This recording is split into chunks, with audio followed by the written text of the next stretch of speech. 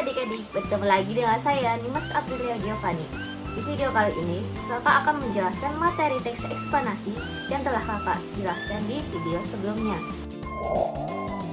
Nah, tujuan dari pembelajaran kali ini yaitu setelah kalian mempelajari materi ini, kalian sebagai siswa diharapkan mampu untuk menelaah teks eksplanasi berupa paparan kejadian suatu fenomena alam yang sedang didengar atau dibaca. Pada 9 Maret nanti, sebuah gerhana matahari total bisa dilihat oleh kita dari Pulau Sumatera, Kalimantan, Sulawesi, hingga Halmahera. Banyak orang dari seluruh dunia sangat antusias dengan hal ini. Namun nyatanya, cukup banyak dari kita di Indonesia yang belum tahu tentang hal ini. Tapi bagaimana fenomena ini sebenarnya terjadi dan mengapa sangat spesial? Pendeknya, ini spesial karena gerhana matahari total terakhir kali terjadi di Indonesia pada tahun 1983, yang artinya itu sudah lama sekali. Fenomena ini hanya terjadi tiap 33 tahun sekali di Indonesia, yang artinya jika kita kelewatan pada tahun ini, kita baru bisa melihat kembali gerhana matahari total di Indonesia pada tahun 2046. Ya, sekali lagi 2046. Lalu kembali ke topik awal. Bagaimana sebenarnya gerhana matahari total bisa terjadi? Intinya, gerhana matahari total terjadi ketika bulan, objek yang jika dipikir terlihat seperti makanan yang sering dijual oleh abang-abang lewat, sedang berada di antara matahari dan bumi kita. Bulan yang sedang berada di posisi ini menutupi cahaya matahari yang menuju ke bumi kita, sehingga kemudian menghasilkan bayangan di bumi kita yang kemudian kita biasa sebut sebagai gerhana matahari. Bayangan bulan yang sampai ke bumi ini memiliki dua bagian. Penumbra merupakan bayangan bulan yang tidak dapat menutupi cahaya matahari sepenuhnya, sehingga menghasilkan fenomena gerhana matahari sebagian jika dilihat dari bumi.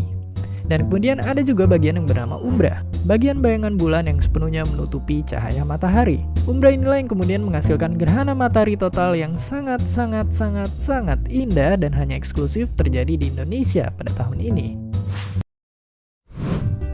Video tadi menjelaskan tentang fenomena terjadinya gerhana matahari di wilayah Indonesia.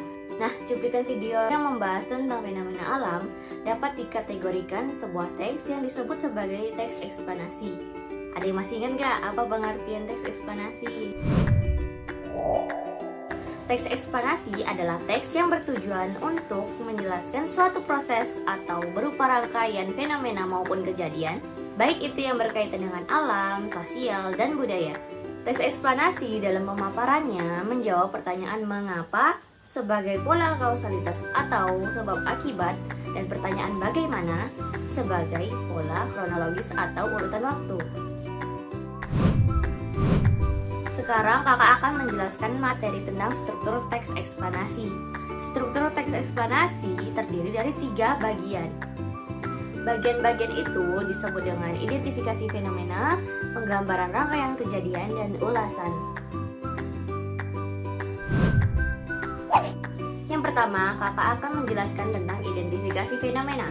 Identifikasi fenomena ini berada di awal teks atau paragraf. Bagian ini menjelaskan tentang rangkaian atau gambaran umum dari fenomena yang sedang dibahas.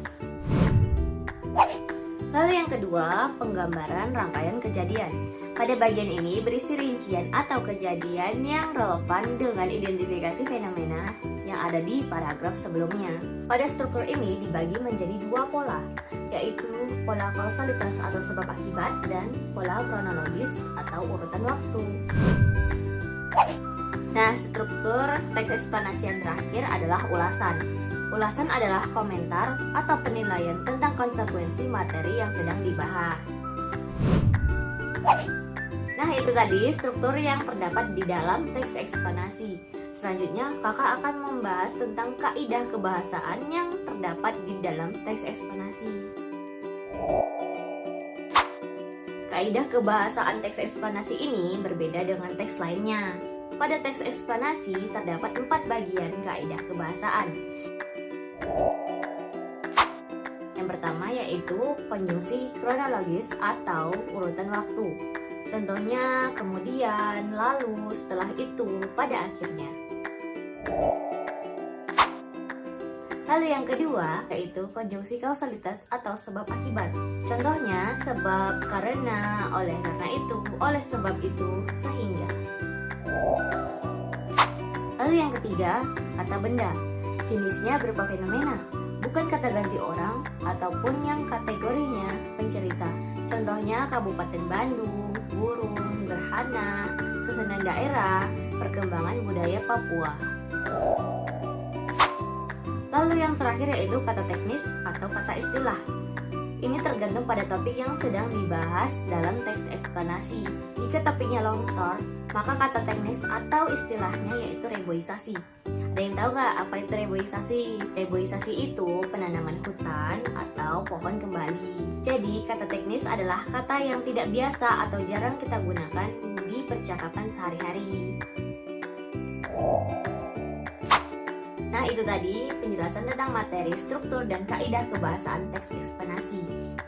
Agar kalian lebih memahami tentang teks eksplanasi ini, kakak akan memberikan kalian tugas. Tugasnya yaitu kalian mencari teks eksplanasi dari berbagai sumber, lalu tentukan struktur dan kaidah kebahasaan dalam teks tersebut. Bagaimana? Mudah bukan? Sekian materi yang dapat kakak sampaikan. Terima kasih untuk adik-adik yang telah menyimak video kali ini. Sampai bertemu di video-video selanjutnya. Dadah!